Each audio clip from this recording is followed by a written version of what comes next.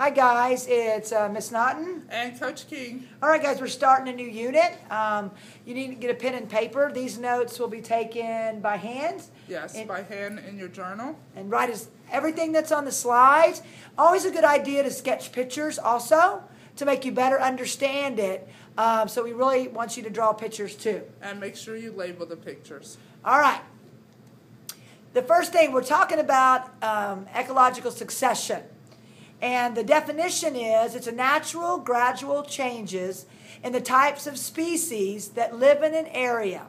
And there's two types that we're going to be discussing, primary or secondary. This gradual replacement of one plant community by another through natural processes over time. Succession means basically plants and areas, ecosystems changing over time. And an explanation for gradual means that it happens slowly over time.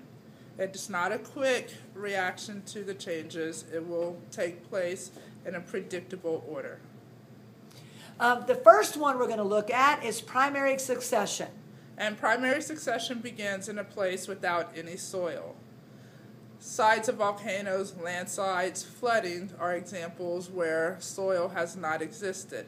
It will start with the arrival of living things such as lichens, a type of plant that do not need soil to survive. They're able to grow on bare rock that exists from the volcanic eruption or a landslide that uncovers bare rock. These plants that arrive first are called pioneer species. And we'll talk about pioneer species on Tuesday in class for our vocabulary also. Okay. All right. Here's a couple of pictures of what lichens look like. We have a lot right here. See over here, I've got the pointer. These grow on trees. You can see them outside, very often on oak trees. And then also you can see them. They do not need soil. These are growing on bare rock. Okay? And they do secrete a chemical that can start breaking down rock. All right? So these are two examples. And the chemical that breaks down rocks will start to form soil, as it says here. And the lichens and the forces of weather and erosion will help break down the rocks into smaller pieces. Those smaller pieces will start to form the soil.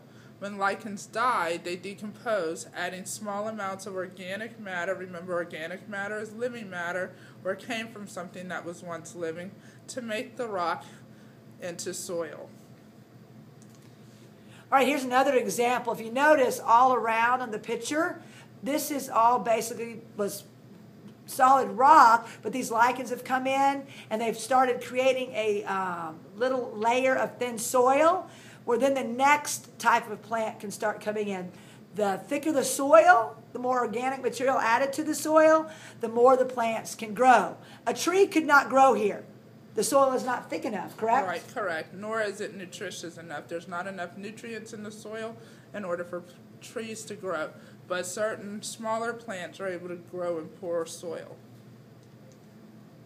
All right, primary succession. Once the lichens come in, simple plants like mosses and ferns can grow in this new soil. They don't need a lot of soil. So these will be the first plants. Like this over here is moss. Most of us know what a moss looks like. And this is what a fern looks like. These are some of the first plants that would come in during primary succession. And the simple plants die. When they die, decomposers will come in, break it down, adding more nutrients to the soil, making it better for the next plants to be able to come in and grow. The soil layer will thicken, and grasses and wildflowers and other plants begin to take over. These plants die, and they add more nutrients to the soils, and then we'll get even larger plants, shrubs, and trees can now survive. Sorry about the typo there, but that should say trees. So you can see how they are steps of how plants come in. This is predictable. Scientists have studied this, so they know what happens during primary succession, where there is no soil, and then they have to develop soil. After different plants start coming in, it's going to start attracting more insects, small birds, and mammals. They're going to start to move in. because there's more places for them to have a habitat to live. What was once plain bare rock, such as volcano, bare rock, now supports a whole variety of life. Secondary succession is our second type of succession. It begins in a place that already has soil and was once the home of living organisms. It occurs much faster due to the fact that there's already soil and has different pioneer species than primary succession. Secondary succession will occur after a catastrophic event such as a forest fire, or a tornado that comes in and wipes out the area, or say a hurricane like in New Orleans with Hurricane Katrina.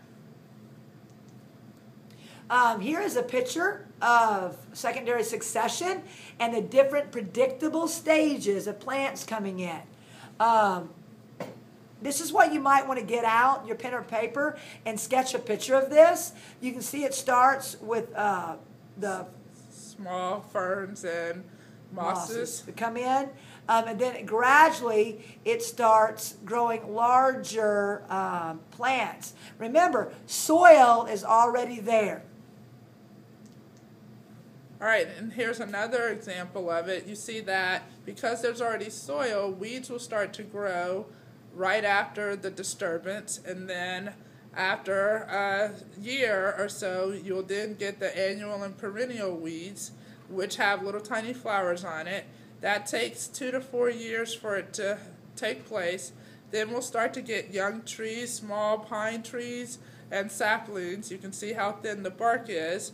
And then that takes 5 to 15 years to grow. Then you'll get a young pine forest. That's another 25 to 50 years.